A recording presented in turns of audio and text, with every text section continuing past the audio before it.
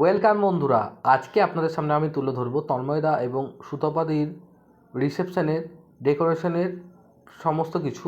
এখানে দেখতে পাচ্ছেন পূজাদি ওরফে সুতপাদি এবং তন্ময়দার রিসেপশনের নেমন্তন্নতে আমরা গিয়েছিলাম। গত ভিডিওতে আপনাদের দেখিয়েছিলাম স্টার্টার থেকে শুরু করে মেন কোর্স সমস্ত কিছু।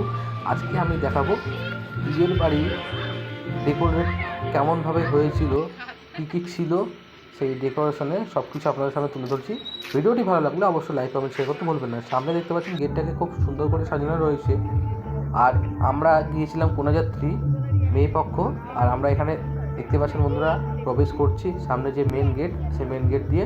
আর আমাদেরকে আপ্যায়নের জন্য এখানে দেখতে পাচ্ছেন ফুল দিয়ে এখানে আপ্যায়ন করা হচ্ছিল এবং গোলাপ ফুল প্রত্যেকটা মানুষের হাতে একটু করে দেওয়া হচ্ছে। খুব সুন্দর লাগছিল। বাইরের লাইটের গেট থেকে শুরু করে লাইটের প্যান্ডেলটা হয়েছিল সেগুলো সুন্দর করে ডেকোরেট করা হয়েছে। আর সামনে সুন্দর করে পার্টি করা হয়েছে এবং ডিস্কো লাইট চারিদিকে সাজানো রয়েছে। আপনাদেরকে এই পাশটায় ঘুরে দেখাবো।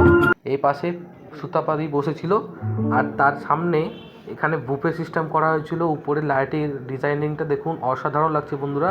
গত ভিডিওতে আপনাদের দেখেছিলাম বুফে সিস্টেমে খাওয়ার দাওয়ার সব কিছু এখানে আয়োজন করা হয়েছিল। এখানে দেখতে পাচ্ছেন পূজাদি রয়েছে আর উপরের যে লাইটটা খুব সুন্দর লাগছিল আমার।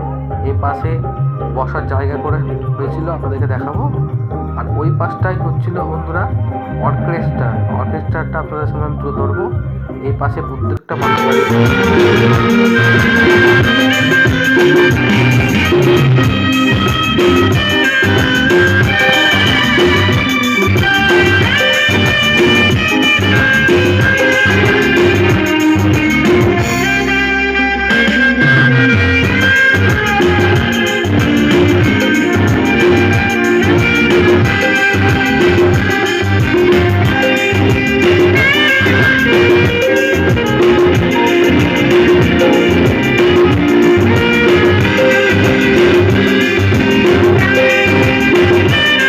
এখানে আপনাদেরকে দেখাবো তত্ত্ব যে মিষ্টি এসেছিলো সেই মিষ্টির মধ্যে এখানে ক্ষীরের বর এবং বউ দেখতে অসাধারণ লাগছে।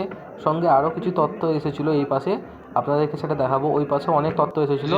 আর দেখতে পাচ্ছেন তন্ময়দা জামাইবাবু খেতে বসে গেছে, সঙ্গে রয়েছে পূজাদি ওরফে সুতপদি। তারা প্রায় শেষের দিকে খেতে বসেছে।